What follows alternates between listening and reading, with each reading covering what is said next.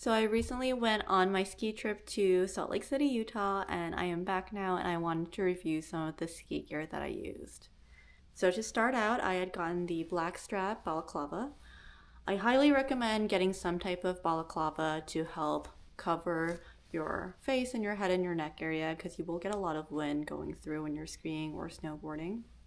I got the Blackstrap brand in the color black, and I honestly highly recommend it. I know it's already a very reputable brand, and I had some questions on whether I needed to spend $40 for a balaclava, but I would say no complaints so far. It worked very well through skiing for 3 days, and also I fell a couple times and tumbled down a couple times, and my balaclava always stayed on.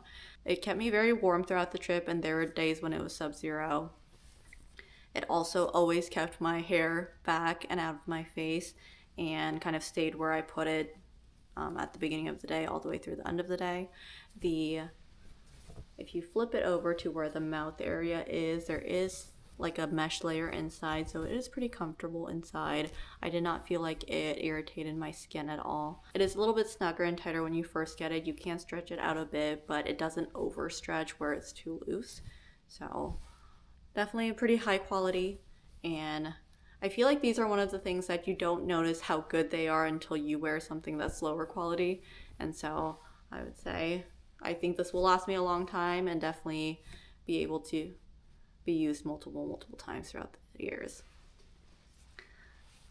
The next thing that I got, which is probably one of the most important things when you're skiing, is a helmet. So I got mine from Outdoormaster. I got the Kelvin tube helmet, and it served me very well. It stayed in place. I fell a couple of times, but twice I fell pretty bad where my ski came off. I rolled down the hill a little bit, and my helmet stayed right in place. It did not like fly off my head or get pushed over or anything like that. And I had no neck pain, no head pain from the falls, no dizziness or headaches afterwards. So it does seem like it worked pretty well. I got the medium size and it fit my head perfectly. The inside is also lined, and it kept my ears warm and it felt very comfortable on my head. There's also a strap that keeps your goggles in, and my goggles did not move on this helmet, so highly recommend. The goggles I also got from Outdoormaster. They are these. I got the Asian Fit Pro goggles from Outdoormaster. They did a really good job at staying on my face and on my helmet where I put it. They did not slide around at all.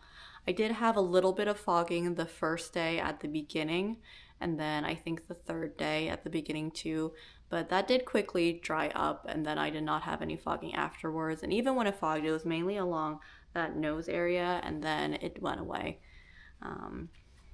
And then I wore it always with my balaclava and then had the goggles on top, and it did fit very snug where there was barely any really space between my nose and the balaclava and the goggles. So highly recommend if you have a lower nasal bridge. I tried on multiple goggles where I could stick like a whole finger in, and this was not like that and fit very well. I had seen a video where someone said their magnetic goggles had popped off and they had an eye injury, and obviously that is still something that could happen. I fell pretty bad twice where I rolled down the hill a little bit and my skis came off, and this did not pop off once. So it did work pretty well for me, and I'm hoping whatever goggle you have keeps you and your eyes safe during your trip. A few other things. So I had gotten the Arctics snow pants from Sierra for like $20 on sale, and these kept me very warm. I wore these with just one layer of like Champion leggings under, and I was not cold at all when it was under the 0 degrees. So highly recommend. It also kept a lot of the snow from getting into my pants. I never felt like I was getting snow all up my legs, so highly recommend.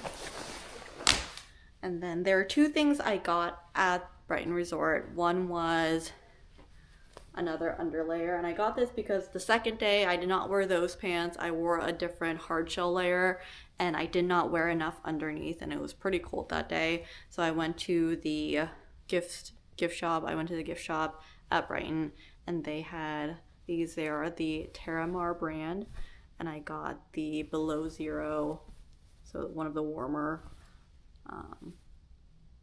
spandex leggings, and it did keep me very warm, so really good on warmth.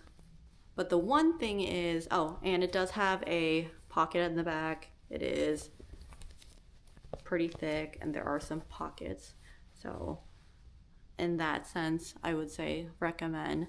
But I would say I wore these twice on the slopes, and then I've worn them once or twice at home so far, and I've already noticed that the back area, maybe it was from falling on the slopes, I'm already getting some of the fuzzies. I'm not sure if you can see that, and I don't love that. These were pretty expensive. I think they were $60 to $70 at the store, and I kind of expected them to last a little bit longer, so I don't think I would recommend these. I don't think they would last you very long. But if you're in a pinch like I was and just looking for an extra layer that's going to provide quite a bit of warmth, this definitely did that.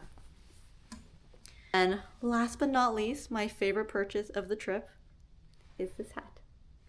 So this is the Burton brand hat. I'm not sure exactly what it's called, but this was around $30, and it's just such a fun hat. It's like a mint green fuzzy hat.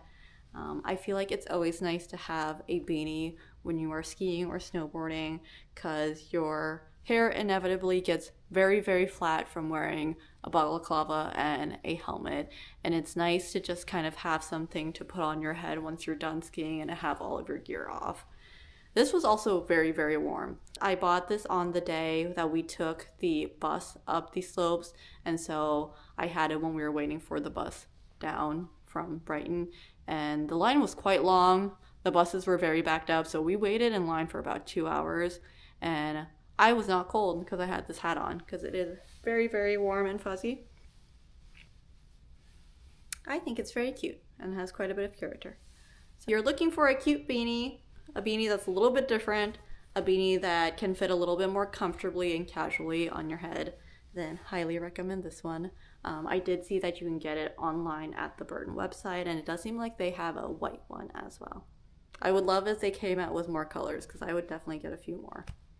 But anyways, overall, I was very happy with my ski gear, and most all of my pieces were around $50 or under, other than the spandex pants that I bought at the gift store there. They all served me very well during my ski trip. I feel like all of them either kept me very warm or very safe during my ski trip, during my falls, during the slopes down, and so I was able to have a good time and not get hurt during my first ski trip to Salt Lake City, Utah.